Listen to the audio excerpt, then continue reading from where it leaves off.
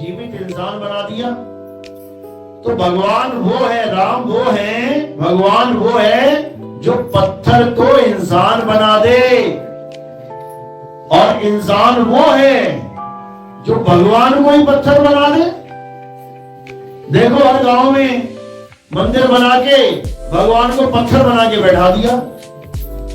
अब उसी मंदिर में चोरियां भी हो जाती हैं, उसी मंदिर में गले भी टूट जाते हैं, उसी मंदिर में भगवान का मुकुट भी उतार के ले लिया जाता है, भगवान की गदा भी उठा के ले जाते हैं, भगवान का सोने का कोई कुंडल उंडल हो, आंखें हो, वो भी निकाल के ले जाते हैं। यानी ऐसे भगवान बना दिए गली गली में जो खुद की रक्षा नहीं कर पा रहे,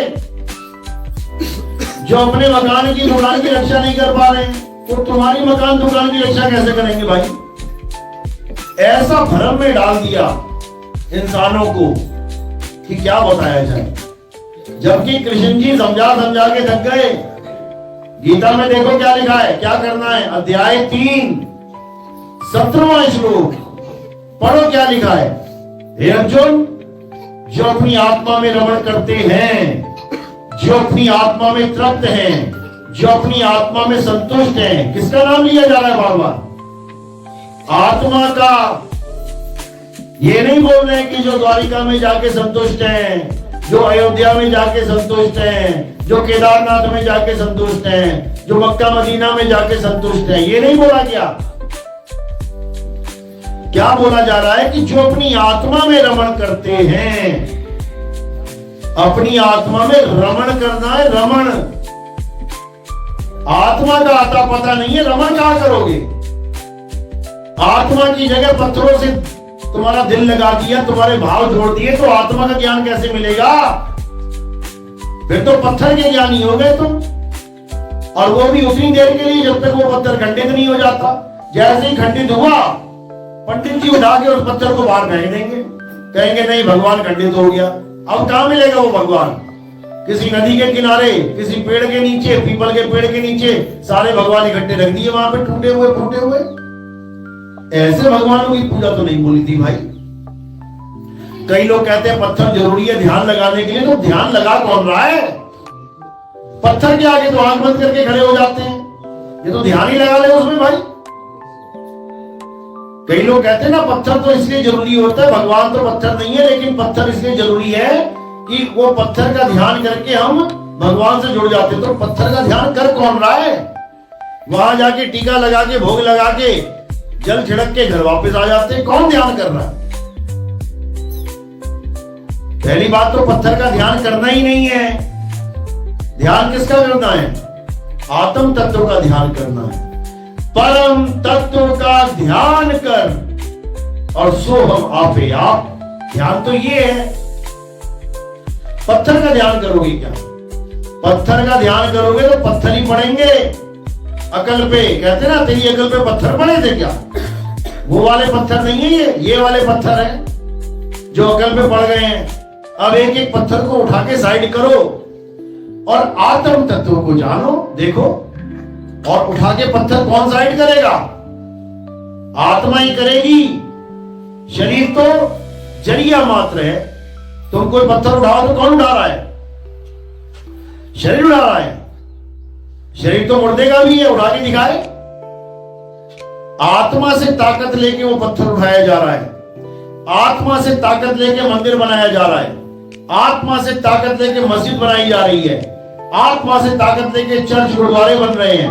आत्मा से ताकत लेके ग्रंथ लिखे जा रहे हैं। आत्मा से ताकत लेके सारे मंत्र जपे जा रहे हैं। आत्मा से ताकत लेके पूजा पाठ हवन यज्ञ हो रहे हैं। सब कुछ आत्मा से ही हो रहा है, लेकिन इस आत्मा को ही नहीं जान रहा है। आत्मा को छोड़ के सब कुछ जान लिया, आत्मा को नहीं जान पाया, तो रहा अज्ञानी का अज्ञानी। तो आत्मा का ज्ञान प्राप्त करना मूल ज्ञान है, और आत्मा को छोड़ के हर प्रकार का ज्ञान प्राप्त करना पवित्र ज्ञान है। इसलिए कबीर साहब ने धर्मदास जी को 600 साल पहले क्या बोला कि धर्मदास, पवित्र ज्ञान तुम जग में भाखो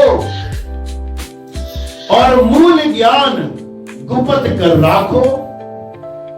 मूल ज्ञान बाहर जो परही, तो बिचली पीढ़ी हंस न तरही, मूल ज्ञान तब लग छुपाई, जब लग द्वादश पंथ ना मिट जाई। यानी कबीर साहब ने कोई संदेश छोड़ा ही नहीं है, समझदार को इशारा काफी है कि पवित्र ज्ञान तुम जग में भागो। पवित्र ज्ञान कहते हैं किस्से कहानियों को। जब आप कबीर सागर पढ़ोगे आपको उसमें काल भगवान की, मां दुर्गा की, ब्रह्मा विष्णु महेश जी की पूरी कथा आ जाएगी वहां सामने। कथा के द्वारा उस मूल ज्ञान को पवित्र ज्ञान में बदल के समझाया गया, क्योंकि मूल ज्ञान जल्दी समझ में नहीं आता। इसलिए पवित्र ज्ञान का सहारा लेके एक रूपरेखा बनाई जाती है उसकी, एक उसको कहानी का तरीका समझा के उसको तुम्हारे दिमाग में फिट किया जाता है। जब वो समझ में आ जाती है तो समझ लो कि तुम पवित्र ज्ञान में पूर्ण हो गए, तुम्हें पवित्र ज्ञान पूरा समझ में आ गया।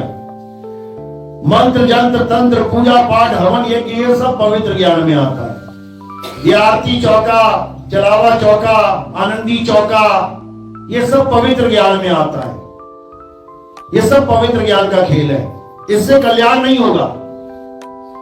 ज्ञानी तो बन जाओगे लेकिन आत्मज्ञानी नहीं बन पाओगे। तो ये पवित्र ज्ञान जब खत्म हो जाएगा तब मूल ज्ञान शुरू होगा। इसी को बोला कि मूल ज्ञान गुप्त कर राखो, पवित्र ज्ञान तुम जग में भागो। खूब कहानियां किससे सुनाओ, काल भगवान के, अक्षर पुरुष के, ब्रह्मा विष्णु महेश जी के, माता दुर्गा के, लेकिन आत्मज्ञान किसी को मत बता देना। आत्मज्ञान का खुलासा मत करना, क्योंकि आत्मज्ञान का खुलासा कब होगा, जब लग द्वादश पंथ ना मिट जाई। ये 12वें पंथ का जब तक खात्मा नहीं होगा। 12वां पंथ यानी हंस मुनि कालदूत का पंथ, यानी ये हंस मुनि कालदूत जब आएगा 12वें पंथ में और इसके लक्षण बताए कि ये बहुत ज्ञान बताएगा लोगों को, बहुत तरह तरह के ग्रंथ खोल खोल के दुनिया को खूब ज्ञानी बना देगा। बच्चे बच्चे को गीता रटवा देगा, वेद रटवा देगा, बाइबल रटवा देगा, कुरान पुराण रटवा देगा। कौन है?